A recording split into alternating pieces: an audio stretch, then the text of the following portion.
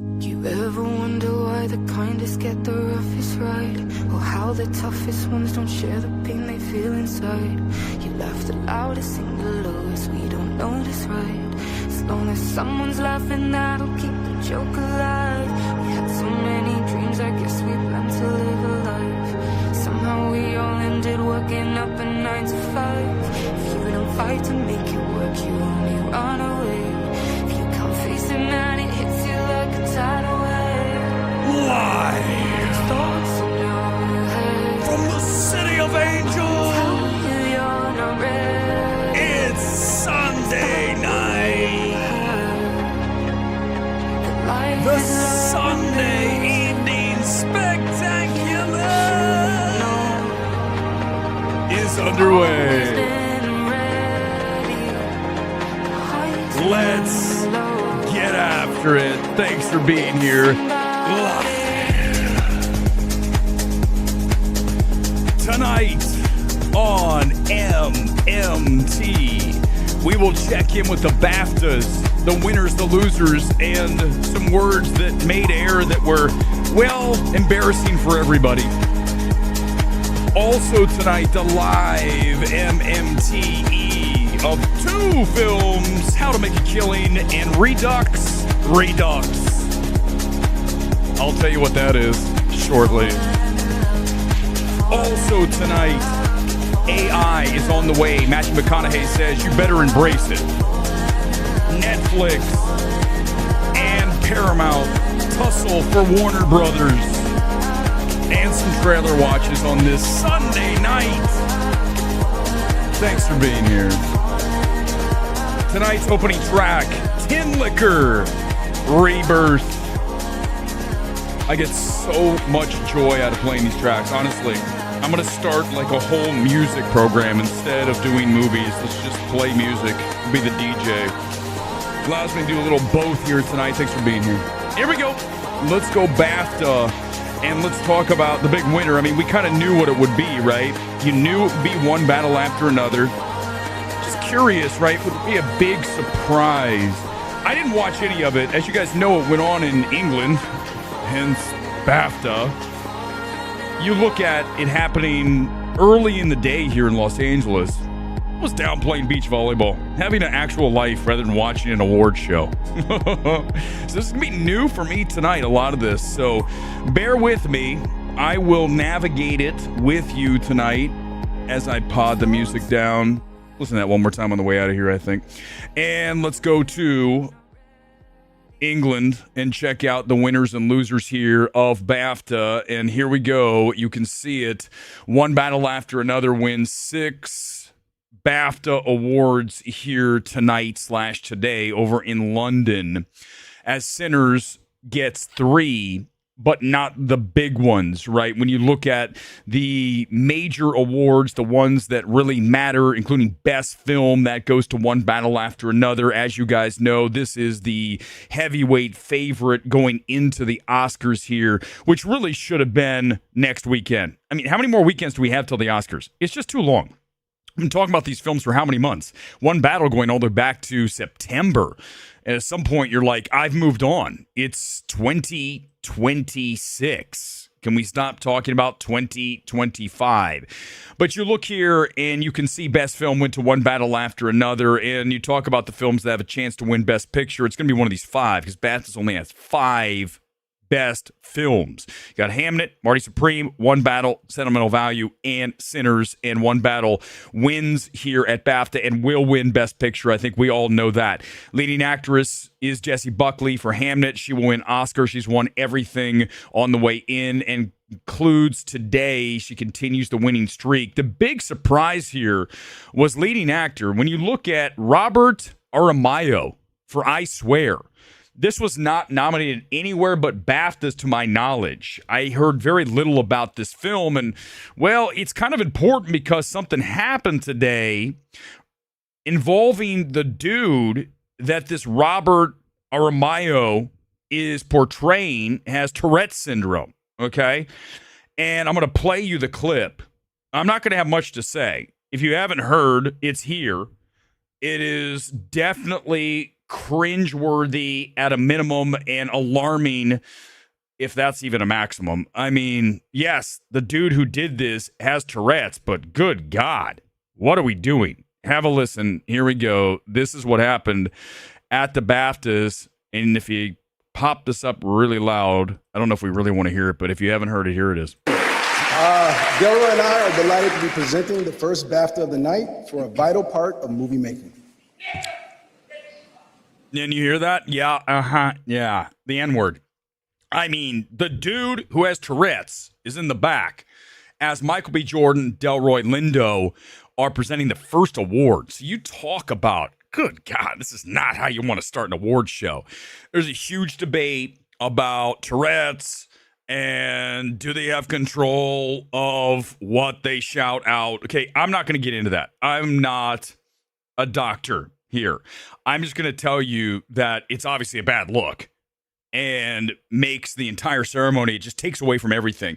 Now everyone's talking about this instead of the winners, and it becomes this big topic that I'm sure there's a billion streams / videos already uploaded. You can go watch for an hour where they discuss this. I'm just going to point it out to you as part of the news landscape of BAFTAs, and we can talk about it later, but that's pretty much all I have to say about that. Let's go to director, and it went to PTA for one battle. Same thing will happen at Oscars. Not a surprise there. And I think, go back to, I kind of glossed over the fact that Timothée Chalamet didn't win here. Okay, that's the wild thing. And BAFTAs tend to do some strange things from time to time. I mean, listen, here's the thing. You don't have to worry about the winner at BAFTA being an Oscar. So that means Chalamet still is the favorite. It just adds a little layer that is interesting as we go in, but it really should be Chalamet's trophy. Again, I can't comment on his performance, this dude who won. I did not see it. I don't think did it even show here in the States. I'm not familiar with the film. I imagine most of you aren't either. So, I can't comment on that. I can just say that Chalamet should still be the winning best actor when we get there. How many more weeks do we have? Outstanding British film goes to Hamnet. You guys know how I feel about that film. I called it Oscar bait grief porn. I think that's very fair. It's very overrated film. I saw a comment on our YouTube channel, Midnight Movie Talk, saying just that. I saw it, and you're right, Eric. Again, I mean, listen, that's what we do. We're right all the time. We are the gold standard for a reason, okay? What I love here is you look at Outstanding British Film, a film that I discussed a little bit last year and frankly should have made our top 10 of the year, and I'm going to take a moment to address it here. It is Ballad of Wallace Island.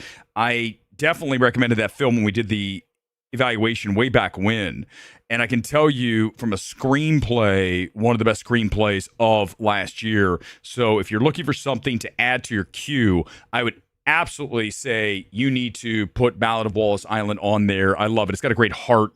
It's got, sentimental value to it. And I am a big fan of that. So you can check that film out for sure. Film not in the English language goes to sentimental value. And what's interesting about that film is there still is English spoken in that film. So it's always that question, like, how much English is too much English where it's not film in the English language? But you guys know how I feel about my number one film of the year not even being listed here. No other choice. What are we doing? Honestly, I like Surratt a lot. Okay, Secret Agent I walked out of. It's just too dense and too weird. Not a fan of that, what I saw. It was just an accident, hellaciously overrated. We know why, because the director's Iranian and they're going to throw him in jail. That's a cause, right? Anytime we got a cause, Hollywood's like, here you go, it's a cause. Well, that's not how we evaluate. We do not say something is better because of a cause, because of a woman director, a minority director, a white director. We say a film is great, period. That other shit doesn't matter, okay? You guys have only heard me say that about how many times on this channel. That's not ever going to change. I'm a big fan of sentimental value, and I have no problem with it winning here, but I do have no other choice rated slightly higher than that film. Costume design, Frankenstein. We talked about how it's going to be the tech stuff, right? You talk about the production design, talk about costume design, you talk about the under the line, right? You look at that and it's going to be those wins for Frankenstein when we get to Oscar as well. Adapted screenplay goes to one battle I would have had. In this situation, interesting because we had Ballast of Wallace Island here. Again, speaks to how strong that film is, and I love it. It's in British film, but it's also one of the 5 adapted screenplays. I have not seen Pillion, by the way. Went out and had drinks with my buddy Paul last night. He recommended I see it. He says there's a lot of really good stuff in that film, and it's weird, right? Sometimes I try to see as much as possible. Like someone came on in a comment on Midnight Movie Talk YouTube and said, you didn't see this film or this film, therefore, I'm like, dude, hold on. I have a life, okay? Let's make sure that's very clear. I think you guys know that. Nobody is more well-rounded than me in the space. That's why the evaluations are so good, because I actually have lived in this world. I don't just watch movies, and that makes you better because you've experienced these things. So as we discussed, when you watch a film like Ballad of Wallace Island, when you can watch a film like Wuthering Heights and understand heartbreak and losing someone you loved, even if they're flawed, you've lived that, you've loved, you have lost. If you have not, and all you sit around is in your basement of your parents' house watching movies, you can't do what I do. You never will, because you have no experience in an actual living life.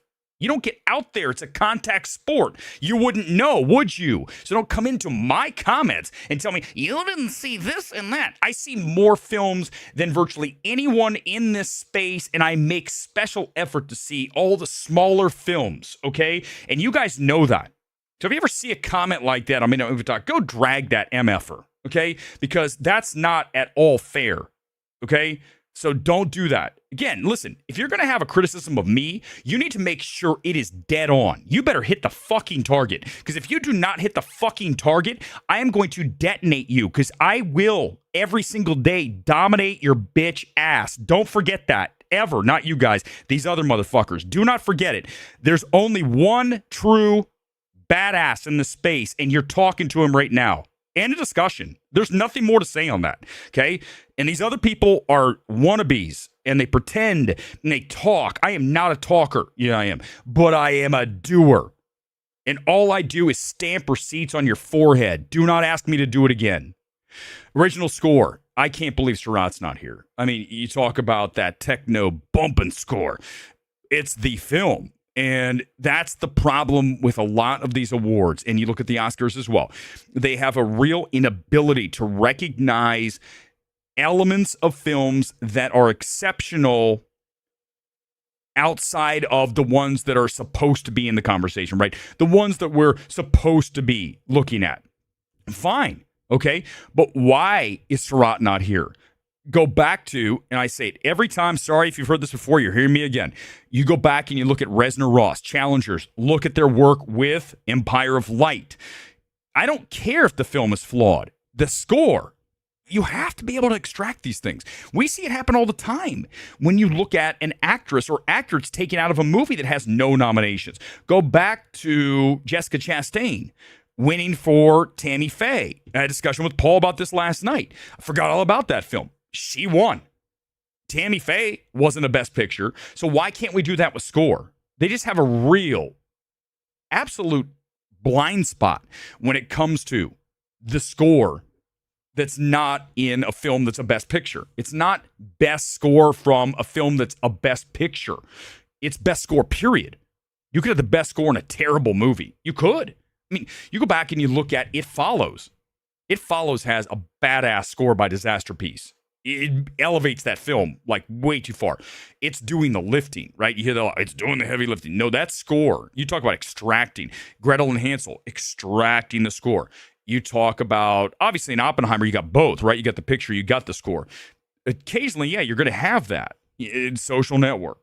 Again, Reznor Ross. So you look at being able to extract, got to do that. Sound goes to F1, makes sense. I mean, obviously, it's fair to give that film something. It's a very strong, I don't care if it's formulaic. We talked about that. Who cares? It delivers upon what you're asking out of that film. And it's a massive box office hit. You've got to work some of these films in that people saw. You really do. Cinematography, one battle after another. No problem with that. that is one of the strong points. Again, you go back to my reaction and my evaluation of that film. It comes down to cinematography, the direction, and the overall just aesthetic of the film. I'm a big fan of, but of course it's PTA. But right, it's that screenplay and the tonal clashes throughout that film. I wish it were a dark drama without any hints of comedy, and there was not a lockjaw. Speaking of that, we're getting him in a minute. Lockjaw, just a goof. What is this, He-Man? Right? What's the name of something Jaw? Help me out, right? It's just a goofy name. And then right off the bat, he's like, I've got a hard on. Let's go get it on. It's just bad. It's not a well-written script. I'm sorry, guys. No way. Not having it. It's one of his worst films.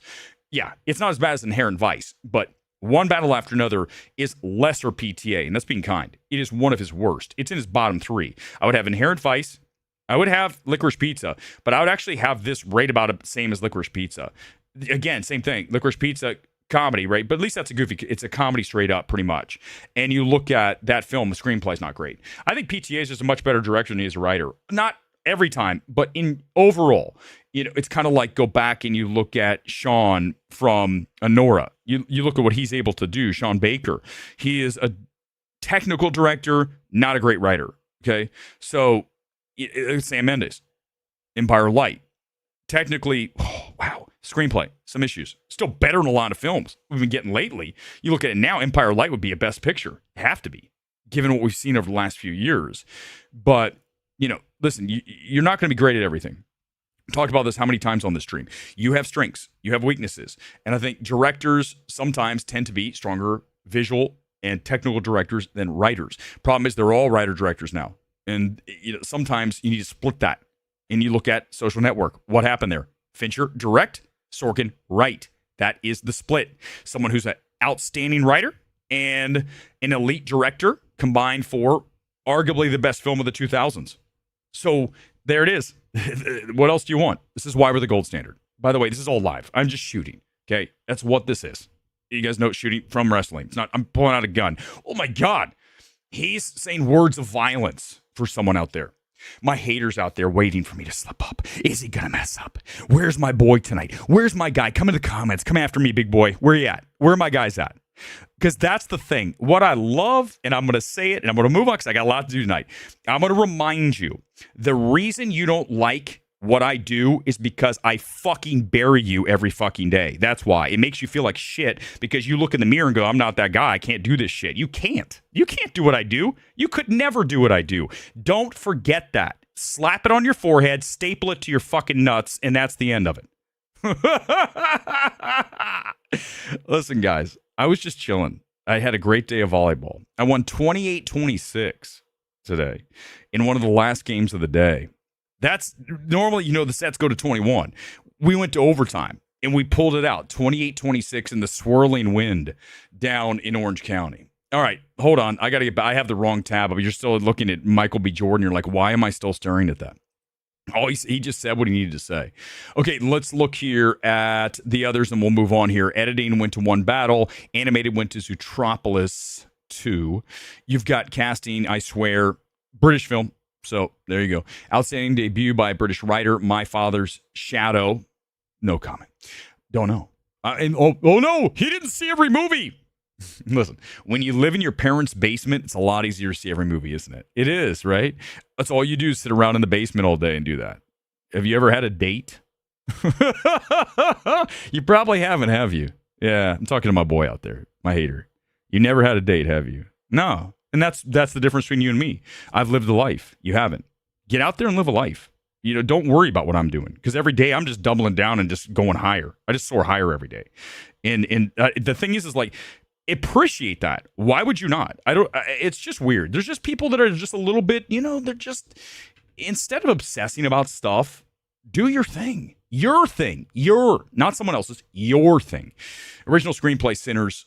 British short film, document, who cares? Makeup and hair, Frankenstein, there we go, right? Production design, Frankenstein. I didn't even know. And I said it. There it is. Children's and family film. Bong. Didn't see it. Indian film. Supporting, here we go. Supporting actor, Sean Penn. Lockjaw, right? Come on, guys. You guys know that's one of the goofiest names for a character, right? What is the name of the He-Man character, guys? Come in the comments. Something Jaw. I just saw it the other day because there's some He-Man episodes on YouTube. I know. It's fun to watch that stuff because it's just like brain dead shit. Like when you were a kid, you watched He-Man, of course. Well, some of you a little too young for that. Supporting actress goes to Sinners to, is it Winumi? But you know, it was a weak year for supporting actress. I think that's very fair. When you look at, I think for sentimental value, you got to go there. But it was across the board a pretty weak year. You've had different winners almost everywhere. Why? Because it's a weak year. Whenever it's a weak year, you can go with whoever you want because there wasn't one clear number one. Okay, special visual effects, Avatar, and that's that. Okay. A couple comments. If you watched, let me know. Boogie Nights is one of his best films, no question, Ollie. I mean, right? Thank you, Tom. I try. I know, guys. I know I go from dark to light to dark. It's just what it is. I can't. This is live. It's just who I am, and I can't try to be someone else. I mean, you know, the thing is you talk about someone, I've dragged that Hassan, right? You guys seen that dude? Honest to God, you put me in a one-on-one situation on a streaming thing with that guy with his gigantic audience, he fucking sucks. That dude's, not to mention, he has the head of the guy from Beetlejuice. People make fun of Weber that dude's head is literally like a shrunken head, like voodoo doll. I mean, what the fuck? You ever seen that guy's head? It's the smallest thing ever. It's not like a little bit. Like, everyone's got something like, oh, Weber, you've got this. Fine, whatever, don't care. But I'm just saying, you can do that? Well, guess what? I'm doing that. Hassan's head is quite literally 1/5 the size of his body. I'm like, what happened? I think he had a voodoo doctor put a spell on him. I really do. I think that's what happened. Boogie Nights, you look at Magnolia, listen, for me, it's The Master, okay? That is going to be number one, even though I understand that's not the clear number one for a lot of you. The thing about PTA, and I was talking to this Paul, my friend, last night. I love Paul. Paul's awesome. We were sitting at Buffalo Wild Wings talking for like 2 hours. If you were near us at Buffalo Wild Wings, you thought you were listening to Siskel and Ebert because he's very smart, okay? And whenever the two of us get together, we try to see which one, how did we evaluate? And it's weird because we're almost always on the same page. So I don't say that often about people. He's very, very strong. I think at some point I might ask him to come on. I don't know. He's not this big performer guy, but he's so smart and knows what he's talking about. And we tend to see things exactly the same, which makes me feel good because you have someone that you always like, you go, okay, I look up to you. I know somebody, you know your shit. And if you go, oh, we had the same thought, you go, oh, good. Okay, good. I don't need that. Like, I don't need the backup. We've disagreed. We disagreed on one battle. He's a big PTA stan. Okay. So I think that got in the way of his evaluation. But it's always nice, I think, to have those conversations. And I always have fun doing that. Oh, yeah, we're talking Paramount in a minute. I want to do evaluation. No, it's not Man-at-Arms. It's Lockjaw. It's something jaw. Splice jaw. Trust me. Hold on. Trap jaw.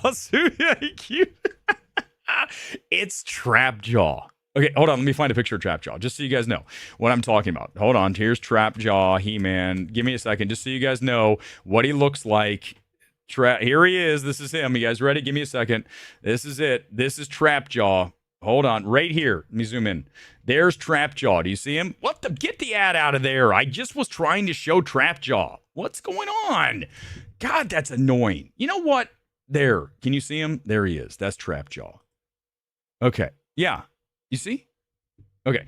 Get ready. Let's do it. Let's do an MMT evaluation because we've been just randomly talking about stuff. No, we did BAFTA. This is good. It's over. By the way, can I just be honest with you guys? Because that's what I do, right? Better than anybody. I don't put a lot of effort into this. Okay. The only time I really kind of like get things together is I have a big movie and I have evaluation and all this. A lot of times on Sunday, I'm just like, I get back from the beach. I'm like, do I really want to do a show? Fine, just do it. It's over. It'll be over. And I don't mean to be, I'm not trying to be disrespectful to you guys. I appreciate you watch, but I'm not sitting here all day like, okay, let's do this. Let's get, I just try to put a bunch of stuff together. I think that's kind of fun. And then just start riffing. Because a lot of the times it's just riffing on stuff and just going off on, people that sit in their basement all day and watch movies. There's the laugh. Okay, let's do it. MMT-E. It is the How to Make a Killing from 824. Glenn Powell, here's 30 seconds, and then we'll give you the full MMT-E starting now. Have you heard about the Redfellows? What about them? If your family cheated you out of billions, how far would you go for a little payback? I wonder who's next. Let's do it.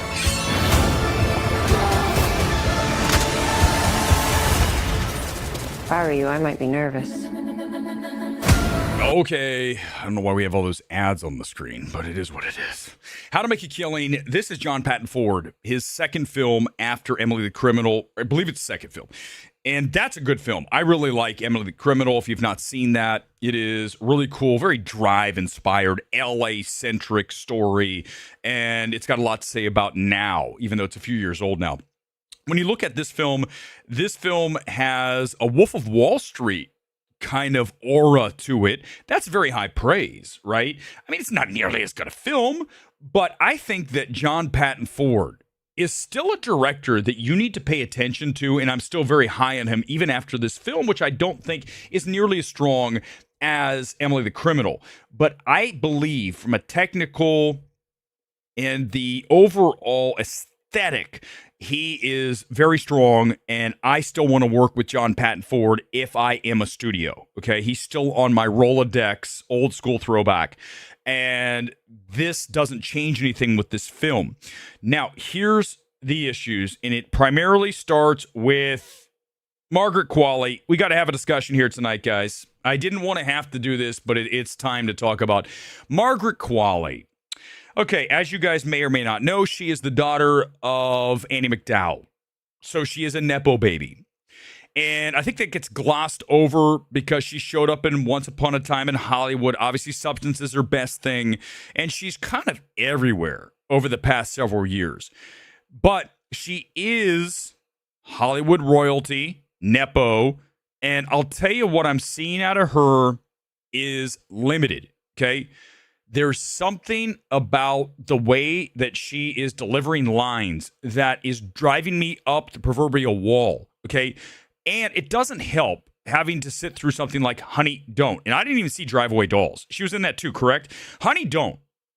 And if you guys remember that evaluation, if you've not seen Honey, Don't, whoa. I mean, every single thing about that film makes you want to stop going to the movies for a very, very fucking long time.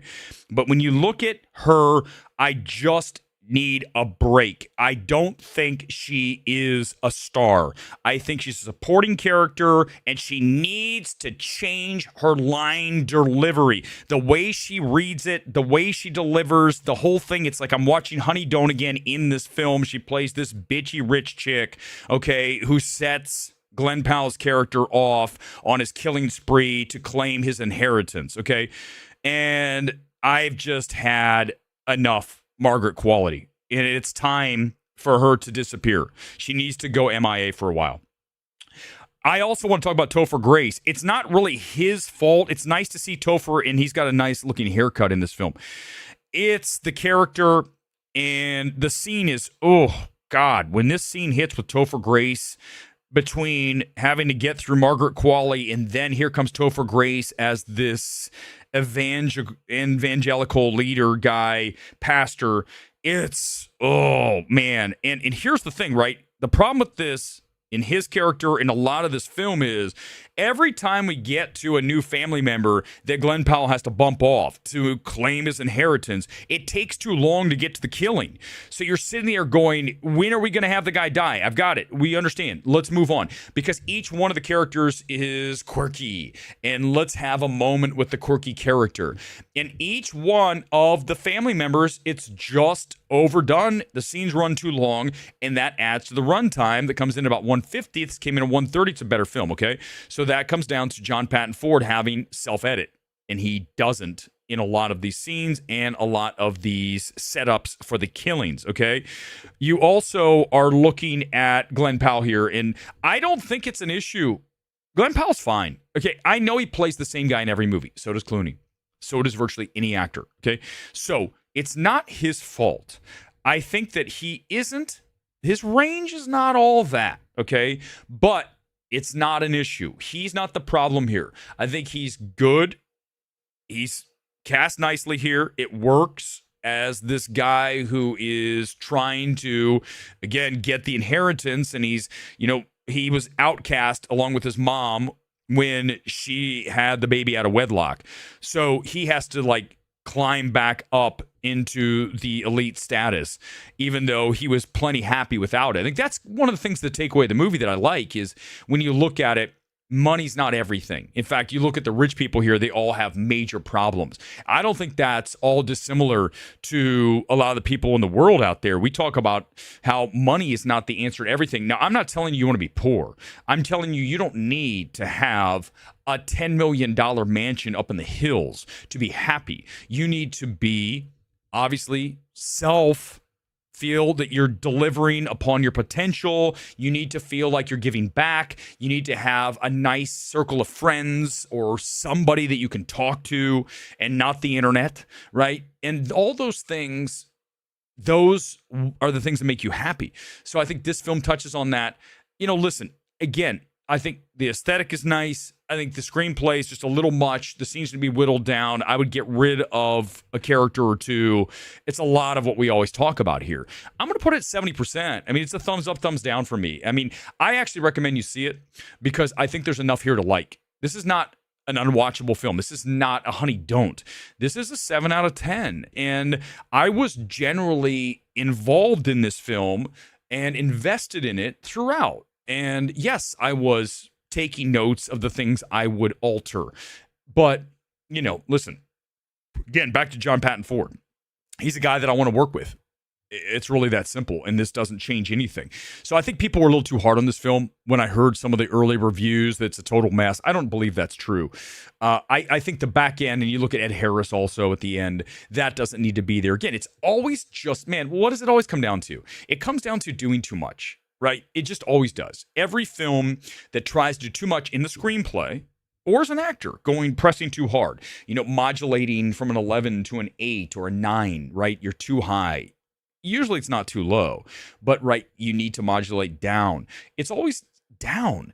And I know it's so weird because I don't know why people can't figure that out. It's like, why does everyone think that more is more? It's not. Often more is less. And less is more. So, look, this stream's an hour. And I'm not saying it's the best stream ever. But I can tell you what, if it's 3 hours, you'll be like, that's it. I can't take any more. And I don't blame you. It's like anything. Less is more. You want to scale it back, whittle it down. And look, I'm doing this live. If I'm doing a movie, it's going to be tight. I'm going to say, does this need to be in here? Does this character really serve a purpose in our screenplay that cannot not be included? It's just that ability, again, to self-edit and to really ask the tough questions. Like, a lot of people just have a problem with that. I don't know why. Just be honest with yourself. Be honest with, especially as a director, you got to be very honest and say to yourself, is this good? Is this bad? Maybe you made a bad film. So what? There's other films. It doesn't always work out. But I think you try to do the best you can, just like any time. And I think part of that gets lost is the ability to scale back, to do less, right? As they like the kids say less. The twist with Qualley's character was such an eye roll. Quick cuts to each funeral got old fast, right? It is very repetitive, Again, too many characters getting bumped off, right, Luis? But again, it's not a bad film. And you see what I'm talking about with John Patton Ford. He showed a lot with Emily the Criminal. I can see these things quick, right? Whenever you watch a director, and usually it's just the cinematic feel is the best way to put it. Is the cinematic feel present? And if it is, how strong is that? And then you say, well, these are people I want to work with. Go back to, I talk about St. Maud all the time. I remember watching St. Maud, blown away. I'm like, this rose glass. And I didn't even know who it was. Didn't know it was a woman. I didn't know. Wow. Imagine that. High praise, even not knowing it's a woman. Because someone said, I'd say the other day, I said something about Wuthering Heights coming in. It was minus 57%, was it? I think on the weekend, which is pretty steep. It's not as good as you want to hold. But someone said, oh, it's not fair to female directors. First of all, don't ever, I'm going to make this very clear to you. Don't ever come into my fucking space and tell me that it's not this for female directors or minority directors. It is about directors, okay? We don't make allowances for female directors or minority directors. We don't make allowances for white directors. So stop with that bullshit. I don't know if it's a younger generation. I don't know what's wrong with these people, but do not do that. You are weird doing that shit, and it's sad. Like, it's pathetic. You're like, don't do that. I'm not going to have it. We're not doing it. Back to Rose Glass. Oh, wow, right? Charlotte Wells. Listen, you just see 2 women. Oh, my God. Doesn't matter. It's the work, not the sex. I just, God, I'm so over that. I guess that's the woke mindset, isn't it? It is. And it is fucked. The woke mindset is so messed up, man. Making special allowances for people because of the color of their skin. For what? Why? I don't want to hear marginalized. I don't want to hear this and that. I'm a white dude. Do you see me with living up in the hills?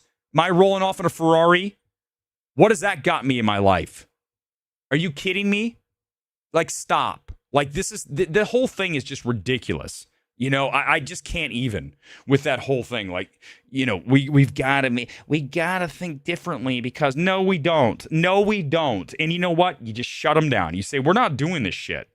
It's a left-wing thing. They think being a woman or non-white gives them an automatic boost because they've been oppressed. I'm not listening to this. RB, I'm here to tell you it's garbage. It is a garbage mentality.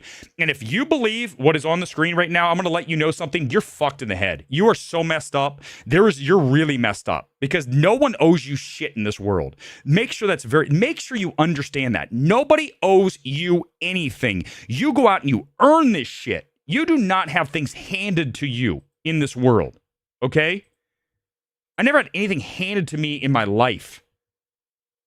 Not one thing was handed to me because, oh, look, it's a white guy. Here you go. Here. Stop. It's just sad. No one owes you shit. I don't care what your upbringing was. I don't care if whatever the circumstances are, nobody owes you shit because you had it tough. Nobody. I'm tired of that mentality. I'm so over it. Stop making excuses. The excuse stops with you. You're the reason. Stop blaming other people. I'm so over this shit. I don't know where that came from. It's Twitch. We're on Twitch tonight, by the way. You guys ready? Here comes a film that you've never heard of. How many of you right now, show of hands, have you heard of Redux? And it's not redo, even though it does mean redo. Redux. Okay? Here it comes. This is a low-budget sci-fi film. I got a lot to say about this, and it's interesting. I think this will be a fun one. Here comes our MMTE of Redux. I saw this last night with Paul, my good buddy. And we both agreed. So I feel good about this evaluation. Here it comes. It's a quick little taste of tonight's second MMTE. I've been traveling in different parallel universes, looking for my daughter. Looking for a world where she wasn't kidnapped and murdered. She's been dead in all of them.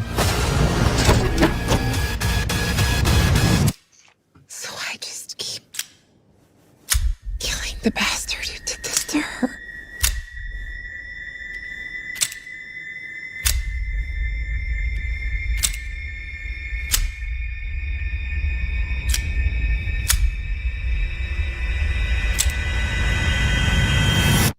He's taken everything from me. Starting in seconds. I want to give it just so you can see what we're talking about. 10 seconds. Get ready.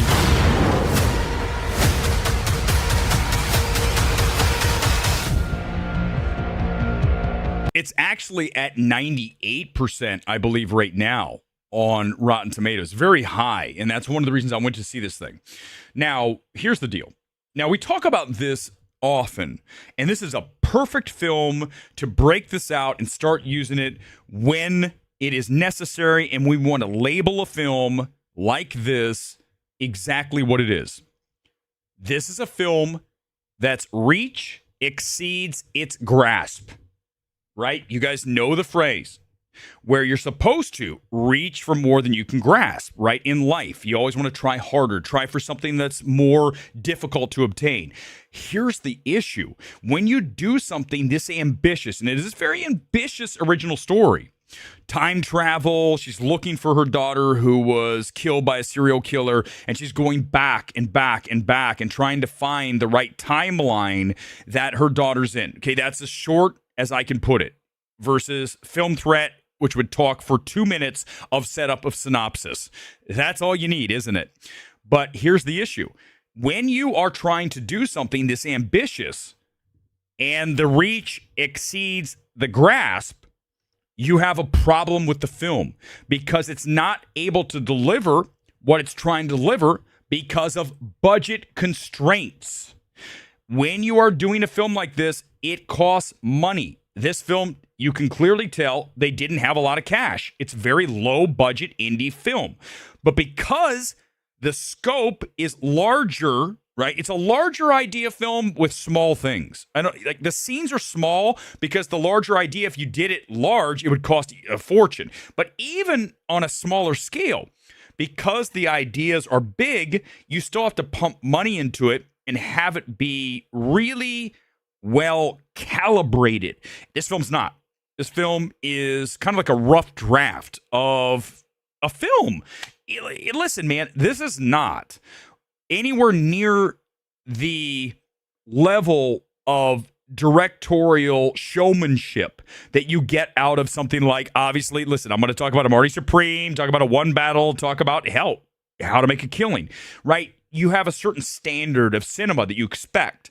And indie film can get there as long as the story isn't asking too much of the directors, the budget, and that's the issue here. This is, I honestly believe this is the best evaluation we've ever done. I think if anyone watched this, that's seen this film, they're going to go, this is dead on. Everything this guy's saying is deadly accurate about Redux. Here's the other issue. So many questions. Because there's time travel, because she's got this, for lack of a better descriptor, she has a coffin that she gets into and travels throughout time to find her daughter. Okay? This giant, heavy-ass metal with pipes and tubes and shit coffin. And throughout the movie, the coffin's moving all over the place. How does she get it around? It's heavy as shit. I couldn't lift that time machine. And I know you're supposed to let some things go, but it's just done so many times. You're like, what? So the questions just start stacking up. What about this? This doesn't make any sense. Huh? What? And when you're doing that throughout a film, and even if I'm trying to go with it, all of these things combine to make an experience that is definitely not in a 97-8 percentile. This is a film I have at 55% for ambition. For execution, I'd give it a 40. I think some of the acting is not great because, again, low budget, low. The lead's really good, but there's some characters, some lines, some dialogue, just goofy. And again, it just doesn't look polished. And yes, I'm going to hold it accountable for that because your job as a director, if you're going to make a story, the story better look as accurate as it can, as well-oiled, as calibrated, as spiffy, whatever you want to throw out there. The problem is this film looks cheap.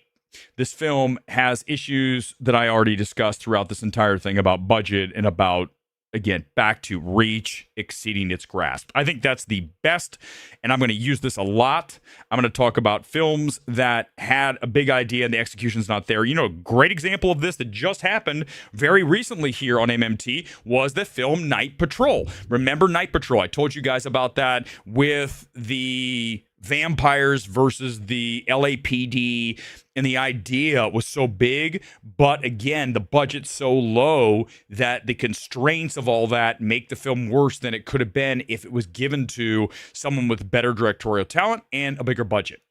Budget matters. Listen, if you want to make a small indie film and you want to have a character who's going through life and there's no special effects and right, that stuff you can do in indie film. When you start to go into time travel with your metal coffin, I'm sorry, you better have some cash. And it's not here, and I cannot say you need to watch Redux. Don't tell me support original storytelling. Of course. But that doesn't mean, again, look, it's the same idea, okay? What I'm saying is this. It's the same thing as me saying we don't support female directors because they're women. It's because we love their movies, not because they're women. Here, I do not support an original film because it's an original film. You understand? This is why we're the gold standard. This is why nobody comes close, because nobody can do what I do. It's called being objective and not letting that stuff get in the mix. I would be a hell of a judge. If I understood the law, I'd make my own laws. Literally, like, is that part of the law? Well, it is now. I'm fair. I'm a Libra. I talk about this all the time. It's true. I believe astrological signs are accurate because I can tell you that there's nobody who is more balanced on a scale than me. And just what I said, I think I want 1 billion likes for what I just said, because no one is able to do this or to put into words what I just said that well, right? Remember, I always bring back those critics that are like, this is great because it's directed by a woman. At that moment, you can never listen. Just trust me. Do not ever listen to a word that person ever says again. Ever. They're useless. Like, literally, whatever they say about anything, even if it's obvious. Look, the sun's out. I don't know about that. You just said that we need to value a film because of the color of someone's skin or because of the sex. No. Conversely, if it's directed by a white male, you don't go, oh, well, we're going to dock that some points because it's a white male. Why? No. People are people. Last I checked, we all are human beings, unless some are reptilians. I don't know. We don't know that. But in general, we are acknowledged to be people. So why are you talking so much about sex and race instead of content? I don't understand it. It gets so old. It really does. Couple comments, and then we'll move along here on this Sunday night. Thanks for being here. We're going to watch a couple trailers. I need a break. I need like a minute to watch trailer, and then we'll get into AI with Matthew McConaughey. He's got a lot to say about it. I have not seen, Don, I appreciate you asking. I have not seen Good Luck, Have Fun, Don't Die. It's funny how I make picks sometimes because I heard this film, Redux is at 98%. So I'm like, okay, I probably should see this. Every critic's saying, look at this. And I'm not telling you it's the worst. I'm just saying, I wish I would have seen Have Fun, Good Luck, Don't Die, whatever. I wish I would have seen that. Okay, because Redux is not at that level that I know this is. Okay, because we're talking about a director in Good Luck, Have Fun that has done things before, that has that cinematic scope. So I think that's not going to be the issue. And I know that's a high concept film too, right, Don? So I understand that. So that's a great. I wish I had, because it'd be a perfect contrast, right? Even just the execution of a director who has done this with a budget versus someone who, hasn't. These two, it's the brothers that directed this Redux. I assume it's their first film. If not, it's, whatever. They didn't have the budget to make it. And that's the thing, right? Let's talk about that for a second, and then we'll go into the trailer. Here's the deal, is you can want to do something in life. There's nothing wrong with that. But are you ready? It's key. It's so key, okay? I talk about, look, this stream. Go back and watch the stream when we first started, okay? It's not the same. I wasn't ready to do the show I'm doing right now when I started this back in 2022.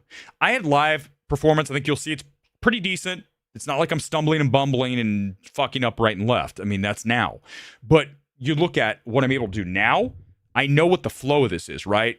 Play our track, roll in, very few stumbles and bumbles. That's not easy to do for over an hour by myself. It's why sometimes I need a break. Show a trailer. Give me a second. Okay, just a second to collect my thoughts. But it's constant. It's like a stream of consciousness, right? It's not easy. Okay, why do you think very few film people stream? Because if you watch them, they're bad. And you're like, what the fuck is this? Listen, it's a skill. You either have it or you don't. And I've honed mine. I've done this now for how many hours? What is it, 10,000 hours? You're like an expert. I can tell you this.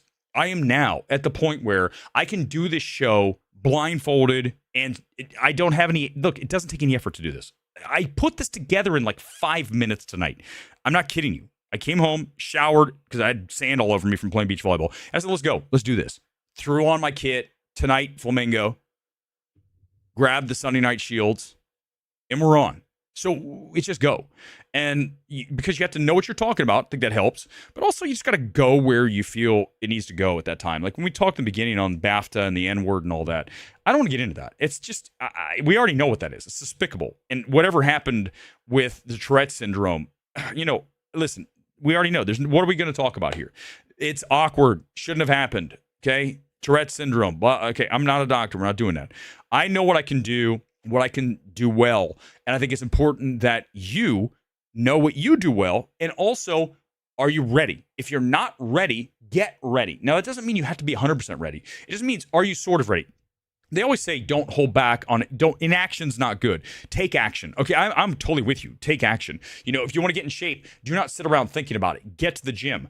Do anything. Get in there and get on the treadmill for 5 minutes. Then grab a bar and throw it over your head a couple times and get out the door. What you're trying to do is build the just normality, as it were, of you doing that. Okay, so now this is so normal for me that I just go kick the light on, hit live. I'm ready. Let's go. And I'm telling you, for a lot of people, they'll never be there. You have to have a base level talent. Are you ready? Do you have the ability? And these are things that you got to ask yourself. And then if you think can do it, some feedback's good. You hear feedback from people and you got to listen to it. I tell you, a lot of times my mom will watch the stream. She's watched it and she's like, too much cursing, dude. I'm like, yeah, you're right. That was too much. Yeah, you're right. Why are you going after the haters all the time? Because I do. Because I can. Because I like it. Because I'm not afraid. But whatever it is I listen to it. And I think it's important you listen to it too. But, at the end of the day, you still are going to do whatever you do. And if that means it might not be for everybody, and we've talked about that a billion times on the stream, it's not for everybody. The stream will never be big because it is the Joker, Riddler from the Batman. And you look at it, that's the channel. It's just a small niche thing. It's fun. I don't want it to be big. I don't want to be Hassan because that guy's a fucking idiot. I mean, seriously, joke. Any one of my streams is better than anything he's ever done. Anyone, pick one. Over the past few years, any one of them is better than anything that Hassan, shrunken head bitch, has ever done. I mean, listen, I'll give credit. It's not about ideology either. It's talent. When you watch somebody go, how the hell did this person become big? This is you can tell IQ of that dude's not strong and low. It's got to be sub 100. He just isn't smart. And you watch, how did this, when you sit and watch something and you say, how did this become a thing? That shouldn't ever come to your mind. You can say what you want about a Tucker Carlson, right? You might not agree with what he has to say. He's very good. Tucker Carlson is outstanding at communication and he's very intelligent. You can tell that, right? Whether you like his ideas or not, that's not the debate. That's not what we're talking about. I'm talking about, does he present as being an intelligent person, whether you like his ideas or not? That's the thing. And when I watch Hassan, I go, how the fuck is this thing? Or some of the streamers that are on Twitch or Kick, right, that do dumb shit. And they have I swear to God, half of them can't even speak English. They barely can put together a sentence. You're like, how did this become a thing? You don't even understand it.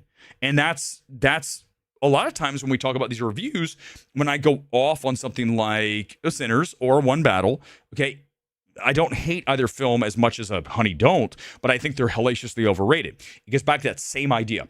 If I watch something, I need to see why this is so highly rated. And if I see it, I see it, okay? Again, go back to the Hassan dude. If you watch him, I don't see it. It's not there. Has nothing to do with the fact that he's left. I think he is, right? It doesn't matter. Right? Charlie Kirk, say what you want about the guy. The guy was really well-spoken, very smart. I mean, really, just wow. Okay, there's no debating that. None. Okay, so again, and I don't watch Charlie Kirk. I don't watch Tucker. I've seen them. Do I watch them? No, I don't watch a lot of stuff. I'm at the movies half the time. The other time I'm watching old wrestling or old He-Man episodes. Right, seriously, because when you spend so much time consuming a film and you're trying to come up with the ideas for it and really break it down to the evaluation, if I was in a test screening, here are my notes, bang, bang, bang, bang, take these and make the film better. That's not easy. That takes a lot of bandwidth. I talk about even doing the stream, right? It takes bandwidth to do the stream, okay? You guys probably understand that, obviously, duh.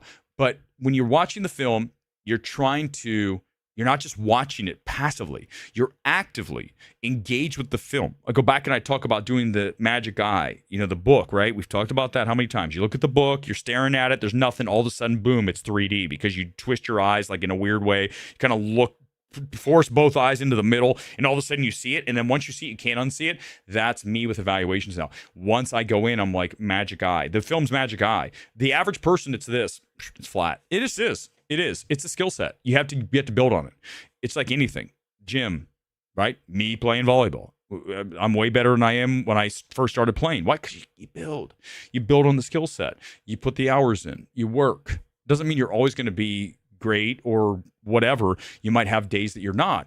But the consistency is showing a pattern that you are able to elevate to a certain level whenever need be. And I think that's where we are here in MMT. I think that's fair. I do.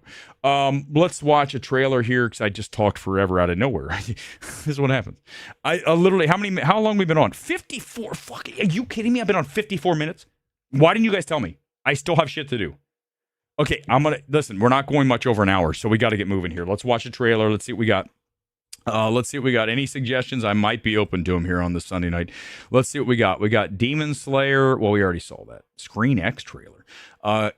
Is God Is. Oh, I heard about this one. Let's watch Is God Is. You guys ready? Here it is. I've heard about this. I didn't watch it yet. Oh, God. Scream. Is that this week? Oh, my God. I am so not looking forward to Scream 7. Listen, when I do the revaluation on Thursday, I'm going to tell you guys, I'll be fair. This is the longest ad I've ever said to you. I will tell you I'm not excited to see that film. But I'll also tell you if it works. Okay, this is called Is God Is. Heard a lot of discussion about this. Here it is. Let's watch it. Here we go. 1 second. And hit play. First time for this. I swear to you. Sweet. Or Ryan's back, everybody. Got a letter from Mom. I thought she was dead. But she went with us now. Where's she been at? She's on her deathbed. If we don't go now, this might be our last chance to see God. God. She made us, didn't she? High concept, obviously.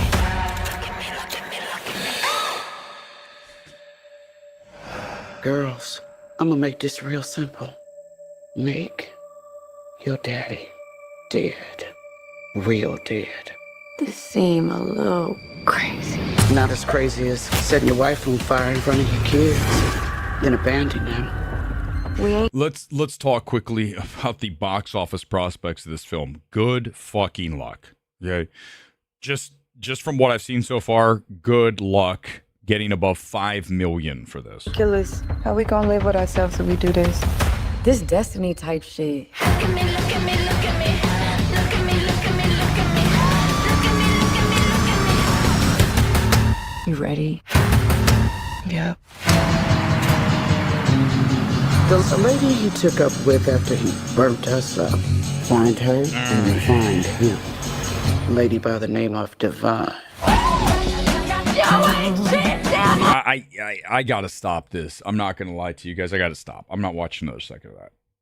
Very high likelihood I'm skipping this. It has nothing. By the way, Weber's not because it looks unappealing as a film. It does not look like something like right there, this thing right here. This reminds me of like a Honey Don't, right? So I just I'm not watching this. I'm gonna skip it. I'm gonna start doing that. Don't you think that's fair? I feel like, why do I have to watch this? Like that person who came into my comments, like, you didn't see this small film and this, like, shut up. What are you talking about? This is a hobby. This is a hobby for virtually 99% of the people that do this. You guys understand that, right? We're not all Hassan, right? With our billions of viewers, God knows where the fuck they come from.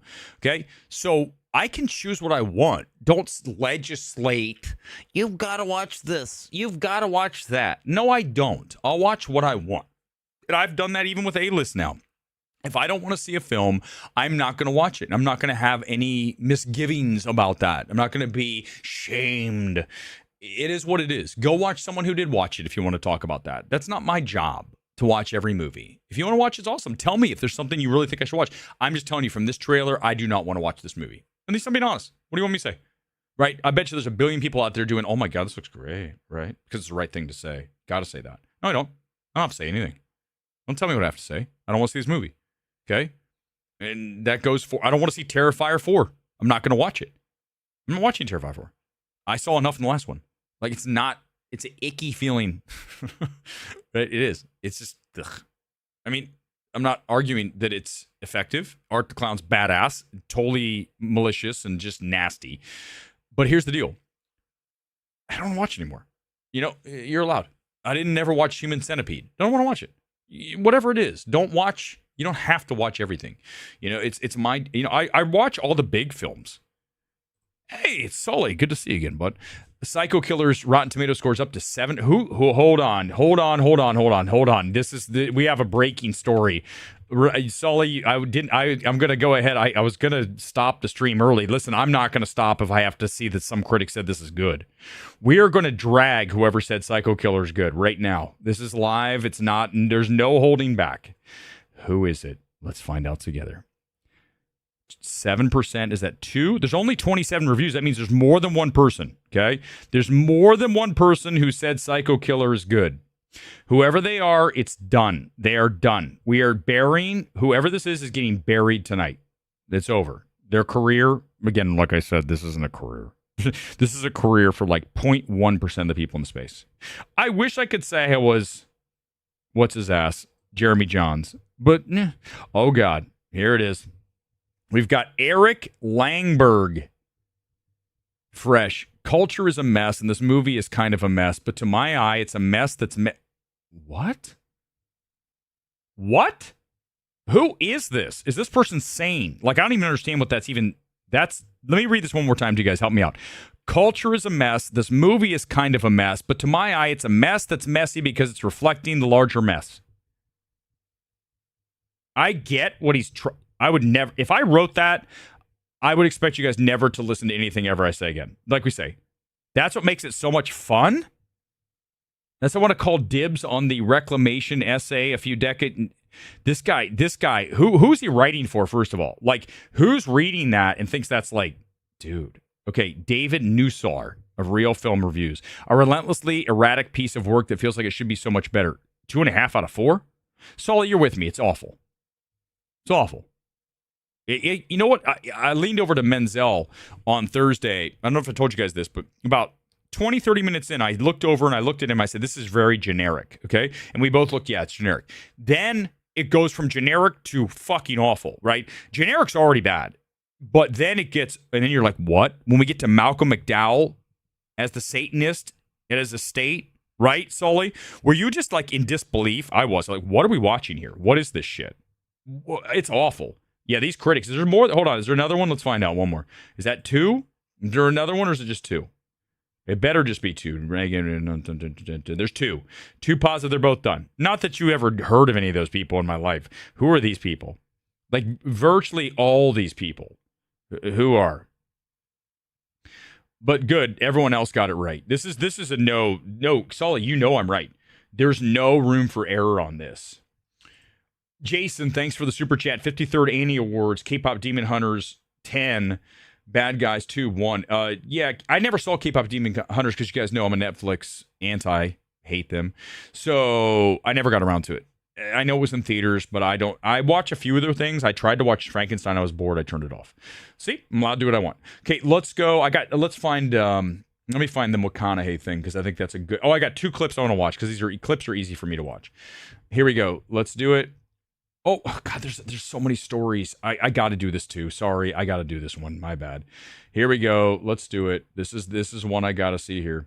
Okay, Warner Brothers apparently paid 2,000 plus social media influencers to post nice things about Wuthering Heights. We've talked about how the rise of influencers have destroyed so much of the space. And here we have a story claiming that Warner Brothers is paying these people. I don't know about that.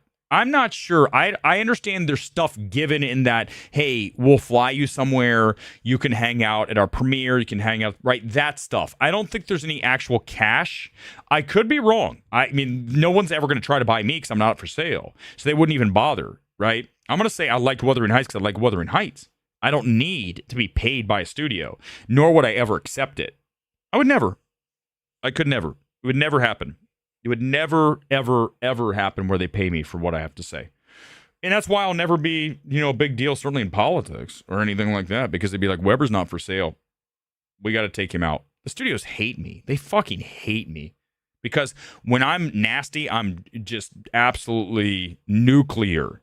And it's not worth it to them because I do have reach. Unless it's niche. I'm not saying that I'm like, oh, look he's the biggest guy in the world. But I'm just telling you that people listen because I have my track record is unparalleled. No one else is even close. So if you have a batting average in the 900s on films, then they go, well, that carries a lot of weight, right? Because the number one thing that we have here that I think I have over virtually almost everybody is I have credibility. Like, so much credibility that it's like, that's the thing that even the haters go, well, he's got, he's incredible. So they don't have anything. That's why the haters, they get angry because they're like, what is that I can latch onto? Well, he's not woke. Oh, so what? Who says you have to be? I'm not anti-woke. I'm just pro-merit. What's that? Right? But I don't know. But it says it had the biggest global marketing juggernauts the world's ever seen. Nothing says fearless creativity quite like the words immersive, experiential marketing activation. What the fuck is that jargon? God. But yeah, influencers, listen, I don't think they're paid. I don't. I think that they just get access. We've talked about this so many times. Access is everything for these people, right? They get to go to the premiere. Or, you know, you talk about Critics' Choice. Critics' Choice has its members flown into LA for several days. They put them up in the Four Seasons. They go to events from Netflix, from Focus, from Amazon, whatever the studio is. They kind of all team together in a way, right? They work together and they have events for them all week. And these people that live in Kentucky or Alabama, they don't have much in their lives. So they get out here and they're like, I'm in LA. I'm like, well, some of us live here. It's not that big a deal. You know, some of us have hung out with stars before, and it's not that big a deal. Like, had beers with them, not like at an event. Like, yeah. So it's not like, it's no big deal. You know, you guys don't walk into a premiere and have a major producer come up and say, oh my God, I watched your stream the other night. You don't. You just don't. Because you don't have the credibility. It's what it all comes down to. If I didn't have the credibility, they wouldn't do that. That's the thing. So I don't know if there's money being exchanged. I just think it's more of, here's your ticket to the premiere. Here's an interview with Margot Robbie in a one-on-one. You look at like a Rachel Leichman, who is not a critic, okay? She is one of the, frankly, most embarrassing people in the space. And Rachel, if you're seeing this, you know, I defy you to reply. You are so thirsty for hanging out with a star that it's, you know, for lack of a better word, icky. It really is. You know, having an obsession with like Glenn Powell and talking about like how many times we say the tweets all the time, Glenn Powell, this guy. It's not normal. There's a lot of people in the space that elevate these stars to a level that they're like some kind of god. Like, this is a person, dude. These people are no better than you or me. They might be richer. They might be in a movie. They're no different, man. I'm so tired of this. The star is some kind of royalty. Bullshit. If anything, now that we hear about what Hollywood's going on and what happens behind closed doors, there's enough smoke to say there's a fire. You look and you say, I don't want to be part of this shit. I would never be part of that. Can you imagine, like, having to partake in that? But get the fuck out of here. Then you start to wonder, the people that said no, that's why their career stalled, right? They didn't want to partake in some of the crap. Look at the music business. I mean, some of the stuff you see on the screen, Lady Gaga, you couldn't pay me to put those things on and go out there and do that, because I told you I'm a force of light. That's a force of darkness. You can clearly see that's dark, right? I'm light. I am 100% a warrior of light. No question. And I think you guys watch, you know, you can tell. It just is. It radiates. Whether I could be nasty, and it's a warrior mentality. And these people are like dark and celebrating a darkness, and dare I say satanic, as you guys know, you've seen it. That's messed up, man. I'm sorry. No, thank you. That's a hard pass for me. I mean, if you're not religious, I'm not going to go that way. I'm going to be right, objectively in the middle, as best I can be. Orion and RoboCop. Remember, Orion made its return a few years back with some horror films. I can't remember what the first Orion one back. What was it called? Was it the Superboy one that was evil? What was that one called? Do you guys remember? It wasn't bad. Dark Burn, something shit. Yeah, I remember they had the premiere at ArcLight, and the kid was there. I just saw the movie, and the kid was there. I'm like, oh my God, it's the evil Superman kid. Remember that one? What was it called? It wasn't bad. I kind of liked it. I mean, it's better than a lot of stuff I watch. One possible upside to Scream 7 is that it's directed by Kevin Williamson. Yeah, he created, I know, Johnny, but I'm just saying, do you really want to see a Scream 7? What are we talking about, right? What are we talking about with Scream? I don't care. I've seen that how many times, right? Hold on, I'm going to find the clip from... sorry, guys. It's going to go long tonight. I have a bunch of stuff. If I don't do it tonight, I just won't do it.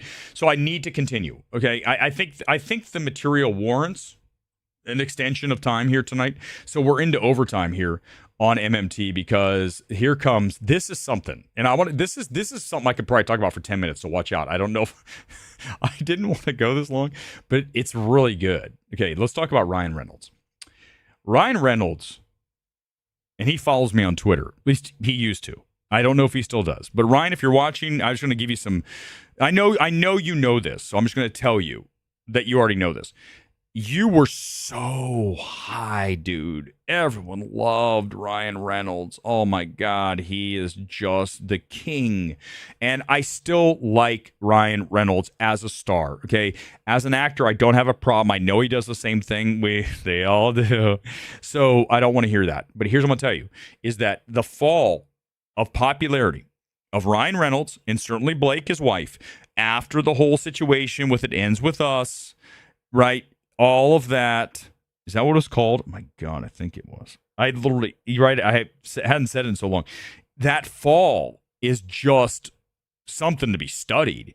And a lot of people think this is the prevailing thought right now, that they orchestrated a destruction of a dude. That's the general thought. Okay. So I know Ryan knows that. Like, this isn't news. If Ryan's watching tonight, again, he follows me on Twitter, there's a chance. I know the Twitter streams are not working quite right, but there's a chance. It's not like it couldn't happen, okay? I don't know if he's here. I'm just saying it's not like we can say he isn't. But what I find interesting is watch this, because this is a very calculated PR play here, and he knows that. So what I'm saying is not news to Ryan Reynolds. So let's watch this. This is something that's coming up with Ryan Reynolds on Nickelodeon, I believe, Nick Jr. Tonight's book is written by a doctor. Ryan Reynolds is taking over your bedtime routine. Hello, Piglet. Yep, that Ryan Reynolds. You must be very proud. Because the only thing better than reading to your family, Stop me if you've heard this one before, is Ryan doing it for you. Chameleon and a piano? Wonder if that means he's always changing his tune. Drift off to Bedtime Stories with Ryan, all next week. What? They're trying to PR make him look like the nice guy. He always does the same thing, right? He's like, you know what I'm saying? Right? Yeah, okay. I mean, listen, Ryan, big fan. I am. But this screams, we know we're in trouble. Let's get his image back to where we can work with it ahead of Doomsday. Assuming that Deadpool's going to show up. I don't know why he wouldn't. I know he said he doesn't want to have him in there. Too bad. You got to put Deadpool in the new Avengers film. It has to happen, okay? So you look at this is an orchestrated PR play. It's reading children's stories, right, on Nickelodeon. And it's interesting because these things are calculated, right? Brightburn, thank you, Jacob. It was Brightburn. I was close. I was like something burn, not salt burn, dark burn. But so that's number one I want to get on. Okay, let's find my clip of McConaughey talking about. Give me 1 second. Where is it? I gotta find it. We're in overtime, so I didn't have any of this prepared at all. No, I got 2 things I want to watch. Sorry, we had 2 more things at least, and then I'll do some comments and we're out of here. Okay, hold on. Here it is. This is McConaughey talking about AI. Let's listen and we'll have a discussion. This is a good one. This could have been the whole stream, to be honest with you. So the fact that we're doing it last minute is kind of crazy. Give me a second. Here it is. Give me 1 second. Are we up there? There's McConaughey. Here's what he says about AI, and then we can tell you, is he right or wrong? Here's our forum tonight. Is McConaughey right about AI? It's coming. It's already here. Don't deny it. It's not enough. It may be for you, but it's not going to be enough to sit on the sidelines and make the moral plea that, no, this is wrong. It's not going to last. There's too much money to be made, and it's too productive. It's here. All right? So I say get your own yourself. Voice, likeness, etc. Trademark it, whatever you got to do. So when AI rips you off and there's an AI McConaughey, okay, I get it. Okay, let's keep going. Yeah, own yourself. Chalamet's there. So when it comes, not if it comes, no one can steal you. But they're going to have to come to you to go, can I? Or they're going to be in breach, and you'll have the chance to be your own agency and go, yeah, for this amount, or no. Listen, he's true. Do you want to make money? Okay, it's coming.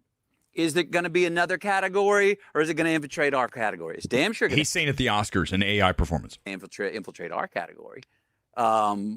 I think it'll end up, does it become another category? Will we be in 5 years having films, the best AI film, the best AI actor? Maybe. I think that might be the thing, is that becomes another category. I'm not sure. It's going to be in front of us in ways that we don't even see it. It's going to get so good, we're not going to know the difference. I mean, we're kind of there. That's one of the big questions of what we're doing right now, is the question of reality. It's more hazy than ever, in a very exciting way, I think, but also a scary way. Okay, so with the town hall event, Chalamet and McConaughey. Wow, I didn't even know that was a thing.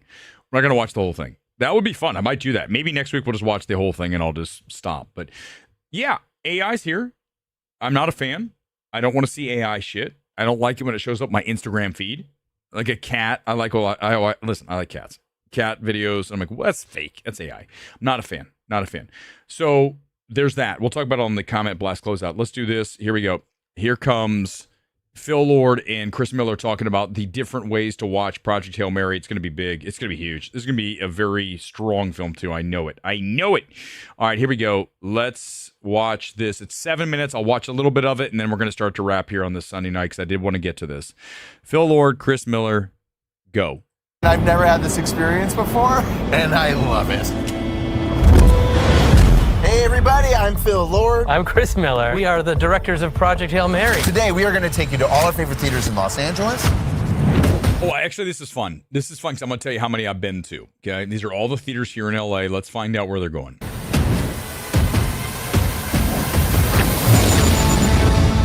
To show you all the different formats that you can experience. It's raining and snowing. There are 12 different ways to watch this movie. We will explain. They're really pushing the different PLF, premium large formats, for Project Hail Mary, and obviously this is part of that. But this is really wheelhouse stuff. We could have just started with this tonight. Damn it, Weber. This to you. We will get you up to speed. But think of my poor parents. When I'm on the phone, and they're like, "What are you doing today?" I'm explaining different film formats. Then they go, "What are film formats?" All right, should we do it? Let's do it. I'm fired up. I know, I'm pretty excited about this. Yep, PLF. How many times have we talked about that? What channel talks about PLF more than us? Not KLF, but PLF. We are here we all know at IMAX headquarters in Playa Vista, California. I have been to IMAX headquarters and seen a number of films there, including Apollo 11. Wow. I love that film. I went there, saw that there.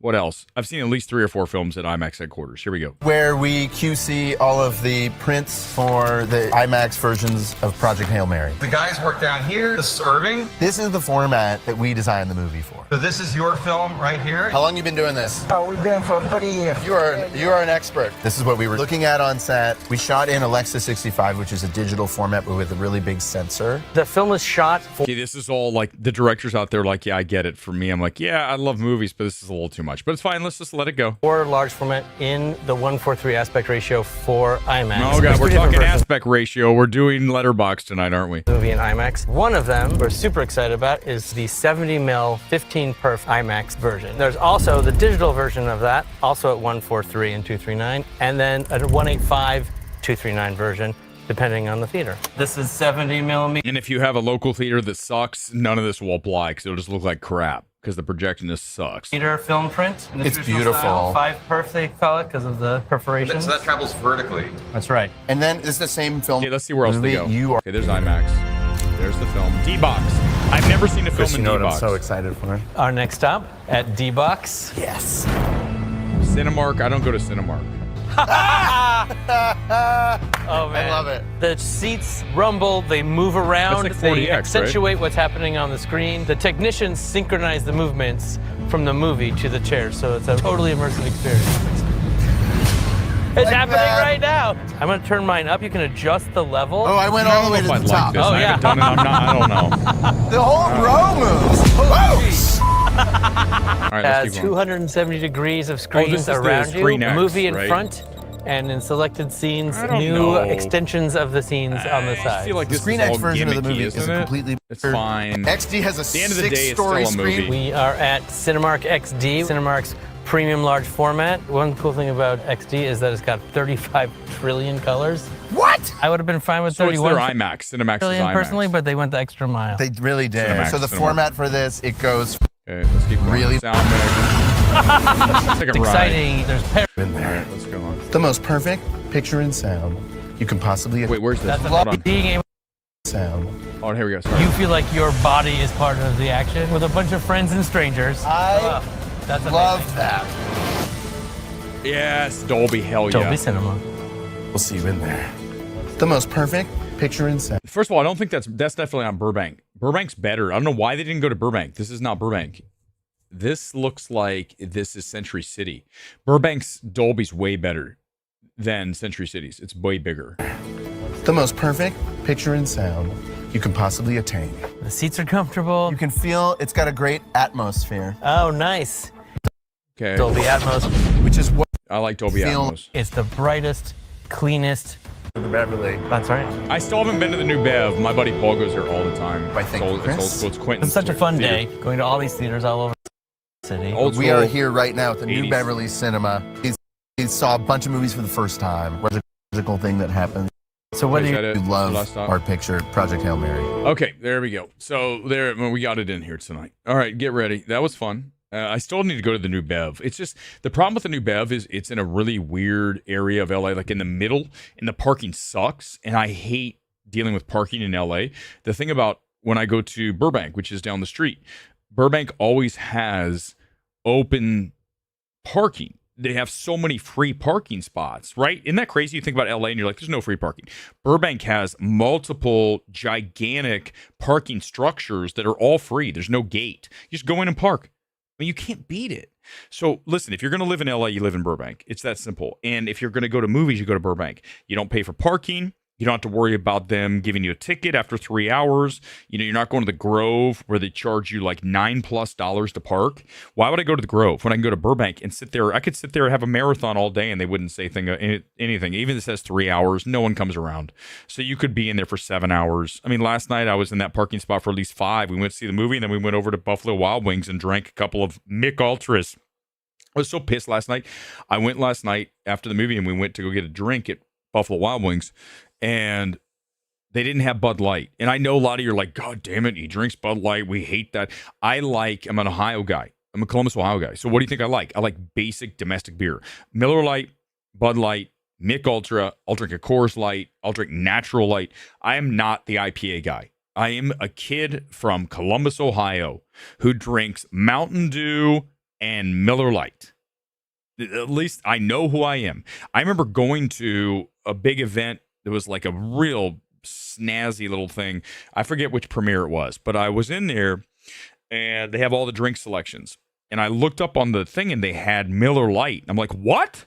You guys have Miller Lite? Give me that. Everyone else is drinking, whatever, because it's not cool. I'm going to drink my Miller Lite. I'm going to hold it and show you. I'm not the guy. If I like something, I like it. It has nothing to do with the fact that it's expensive or it's cheap. It's, do I like the product? Who cares if it's expensive or cheap? If it's expensive, awesome. If it's cheap, so what? Whatever that is, okay? I like my kits, and some of them are really expensive. I told you this one I wear tonight. Look, this one tonight.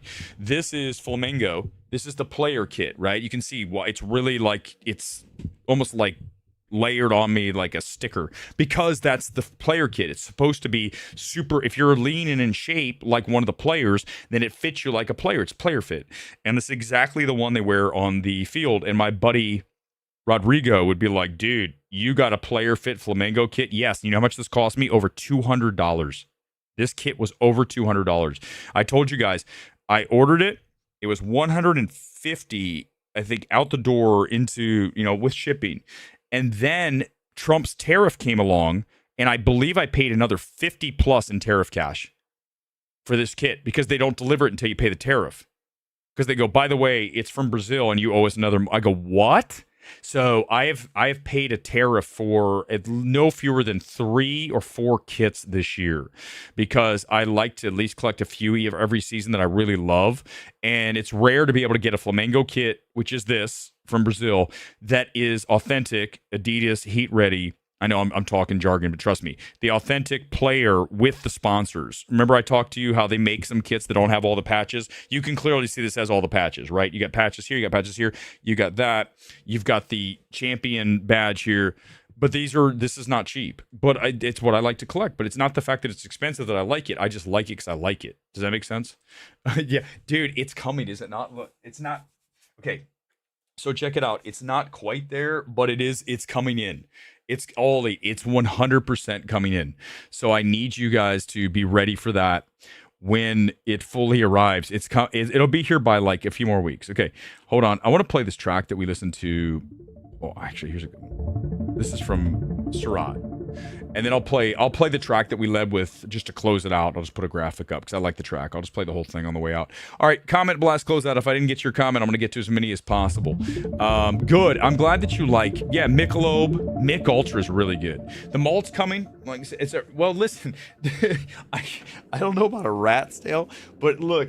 Okay, did I tell you guys my little secret how to save money? Cut your own hair. Have I ever said? I swear to God, I cut my own hair. I know that's not surprising, right? You can probably tell. But no, seriously, I'm not kidding you guys. I could do a whole demo. It is the easiest thing possible. All you need is a pair of the clippers. I bought a really nice pair of cordless, like barber level, okay? You put a guard on it, a plastic guard, so that it doesn't go too low or too high. You can adjust it, right, with a little thing. And then once you know how to do it, it's so easy. You know how much money I've saved by cutting my own hair? Listen, look, what did I tell you guys? I tell the truth. I have cut my own hair for a number of years now, and I've saved a fortune. And if I want to do a mullet, I can do it. If I want to shave it up to 0, like in the summer, I'll probably shave it all off or most of it. And that's a 0 on the sides. That means literally the blade, right, going up and around. And then the top is like a whatever. And listen, we're all, as I get older, the hair is slowly evaporating. It's what it is, man. But I'm still happy to have a reasonably full head of hair. No one's ever said, Weber, you're bald. It is what it is. I mean, what are you going to do? You know, I'm not going to Turkey and getting hair implants, plugs.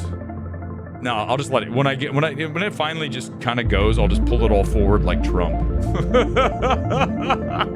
There could very well be a category 2 introducing regarding the AI. Best AI picture, best AI actor, best AI actress, maybe. It's just a weird world, isn't it? Clooney cuts his own hair? Seriously?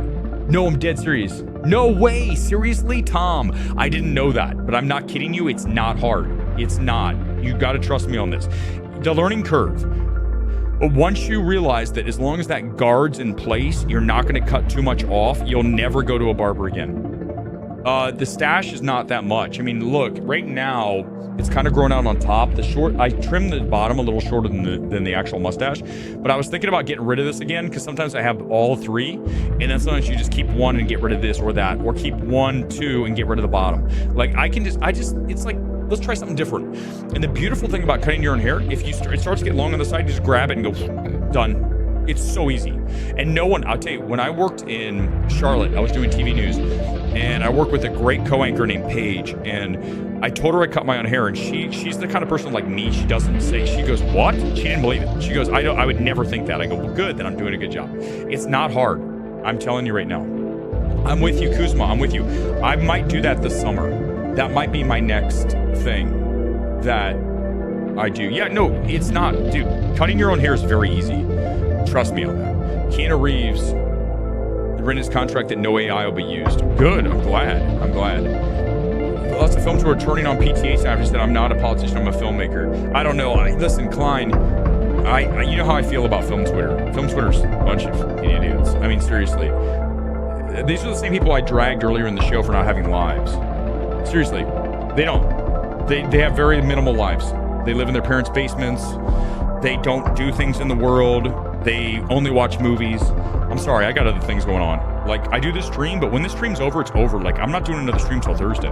The next stream I do is going to be Scream 7 on Thursday. Like, I think it's important, and we talked about this before, I think in life you really need to do your thing, and then when it's over, it's over. You're not continuing. You're not dragging this into the next thing, right? Bed's next. Tomorrow, right? Whatever's coming, you put a marker and you come back to it. You don't obsess about it. I think that's very key. The gym's always very important you do that too. When you go to the gym, go to the gym. When you're out, leave. Do not think about the gym again until you step back in there again. The problem is people obsess about it. Oh, I got to do. No, just don't be obsessive. Try to just focus on what you're doing at the moment. And then when it's over, it's over. Shut the door. Come back. It's going to be easier. I think when you put these clear markers in these things, I appreciate it. Thank you. Such fun. I mean, listen, I have this bad, it's not bad, it's actually great, where I just can't, I don't lie. I have never once lied on the stream. Never once. If I said Elizabeth Olsen hit on me, she 1,000%, and you can ask my friend, he was there. She was 100% flirting. It's not acting. It was not acting, okay? Wait, what's that? Oh, gets freaky? You know what, Kusma? You know what? I'll make you a deal. I'll do one. Here's the problem. Can I just say this without showing you? I didn't want to do this, but I'm not going to show you. I told you guys there's something here. I know it is. I saw it. It's here. It's on the FAA cams. It is, what I am seeing is 100% an object, and it is inside. It is close. This motherfucker is close. You got to trust me on this, guys. Remember I tell you I do not lie. There is something here. I only say an orbiting body that is very large. It is rotating, and it is here. I've seen it. I've shown it to you, and I'm not going to show you tonight, but I'm just here to tell you it explains so much about this world right now. And I want you to remember, when this happens and when you see it happen and the reveal comes, you're going to go, Weber was right. At the end of the day, when whatever happens here comes to an end, and I think it's coming sooner than you think, I want you to know that there were very few people in the history of this planet who had a better batting average across the board at calling things before anyone else did than me. Nobody. Seriously, I don't care if you go all the way back into the very origins, quote unquote, of this planet. What you've been told. Okay? I am very good at spotting things and realizing the bigger picture. A lot of people look at this, I see this, and I see behind. I talk about it all the time. I see behind that camera, and these people don't. They only see surface. I see everything, and that's not a great thing. You know, when I see why everyone's acting the way they are, they know. They are fully aware, okay? They are 1,000% aware. And let me show you I have one more thing I want to show you. I was going to show it tonight, and I'm not going to do a MMT Gets Freaky, but I am going to show you something that I was going to show, and then I wasn't, now I am, because it dovetails perfectly into this. Okay, I want you to listen, and I'm going to tell you a story. Okay, this is a story you're only going to get here. This is a story that happened because, again, I don't make shit up. Okay, get ready. This is going to be maybe the most important thing we did tonight. It's at the end after an hour and 30. God, what a long show. Okay, this is Erick Weinstein. Erick Weinstein is big. He is his brother Brett. I met Erick Weinstein at a party during COVID lockdowns. There's a guy named Zuby who's on Twitter. You might follow him. He's relentlessly positive. Think he's a great guy. I met him at this event. So during COVID, we were told in LA, you can't go anywhere. You have to stay home. We had the lockdowns, right? And I was like, fuck this. This is garbage. I'm not into this. This is not happening. Now, trust me, I was out there. You guys, you know, if you were following me on Twitter, you saw a lot of stuff from me that you didn't see from other people. I was not scared. Not for 1 second. Anyhow. Went to this party with Zuby at this, I don't say a mansion, but a house out in Malibu. I mean, at Malibu Pacific Palisades. And it was like a get together, right? I said, let's go. I went with Gore. Ask Gore. He went. This 100% happened. We're sitting outside and Erick Weinstein's there. And I'd followed him from Twitter and I go, you know, it's a small gathering. There's like 50 people there. And I don't have a problem going up to people and talking, whether it's a star, whoever it is, because we're all people, right? We could talk about it. And I went up to Erick Weinstein. I said, what do you think is really happening right now with COVID and all the stuff that's happening in the world? What do you think is the answer to what is really the truth? And he looked at me and he said, well, I mean, this is just my theory, and it dovetails exactly into what I just said. He said, I think that the people in charge know that we need to get off this planet, and they're trying to make that happen. In other words, they know something's coming. And what I just tell you guys, this is deadly serious. Here, now listen, as I say that, listen to what he says here in this clip that's gone crazy viral, but I don't want you to think about AI. I want you to think about what I said about get off the planet. Listen to what he has to say, and then put them together.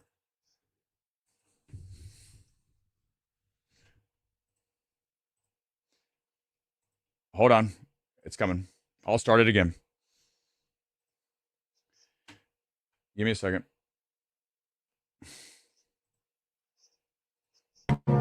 Let's put it this way. One of the things, let me listen to him one more time. To the average person, I would say get your board in the water and prepare to paddle like all get out. Okay, stop. The tsunami of a lifetime is coming, and Did you hear what you're he just said? Did you just hear what he said?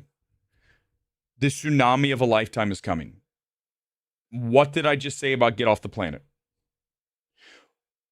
He's talking about a literal tsunami the day after tomorrow. This isn't a joke. This isn't a joke, guys. I've done an hour and a half tonight. I think it's like, haha, Weber, this guy's... No, dudes, remember I told you this. Remember who's the guy. I'm the guy. And I'm telling you, I'm putting this all together. I put pieces together very well. I'd be a great detective. God, I should have been a detective. What am I wasting my life doing this shit? Here we go. Sorry, guys. I didn't mean that the way it came out. Listen, keep listening. Elders have seen is going to prepare. There's no good advice to give that's specific. Let's put it this way. One of the things when people tell me about their moving from one city to another, I have a phrase that nobody likes, which is every place is over. Oh, I'm moving to Austin. Yeah, it's over. Do you hear what he's saying? It's over. Not it's change. It's not Austin. It's over. This is, guys, I know this is like freaking you out, some of you, but I'm not kidding you. But here's the thing is, you can't do anything about it. So don't worry about it. Like, just live your life.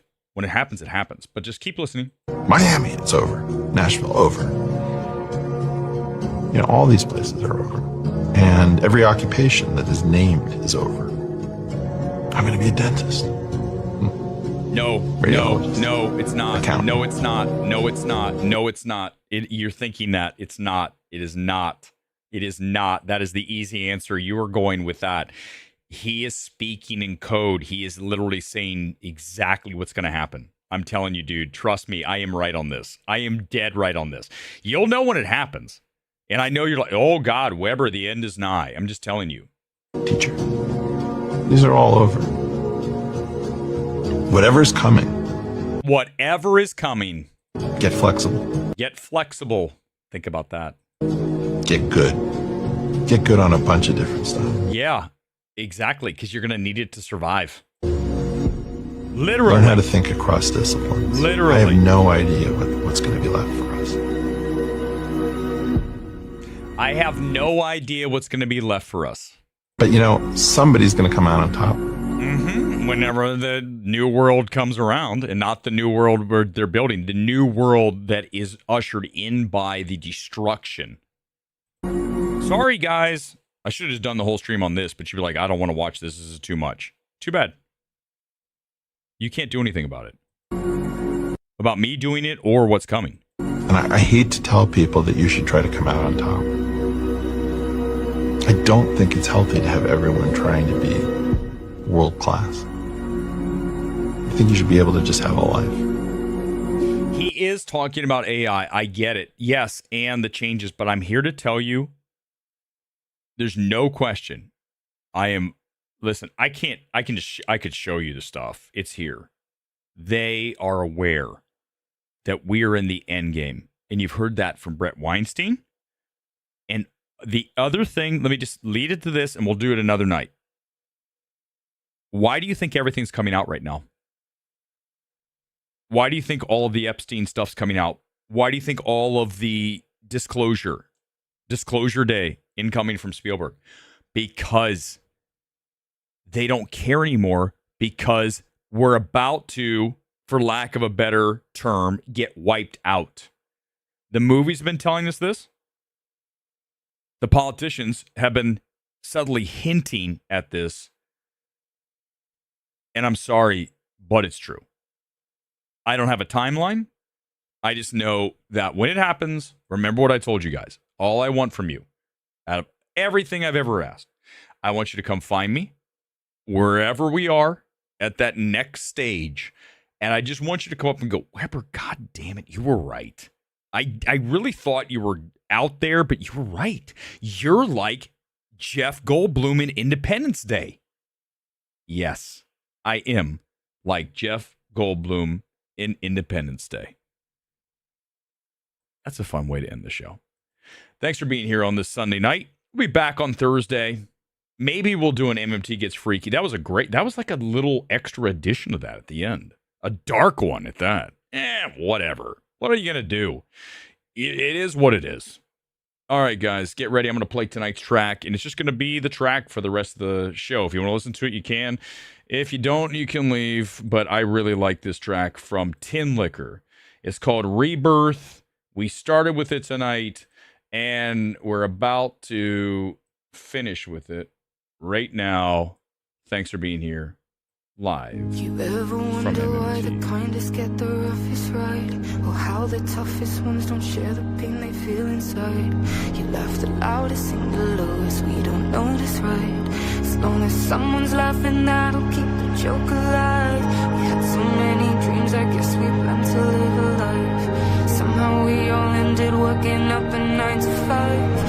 If you don't fight to make it work, you only run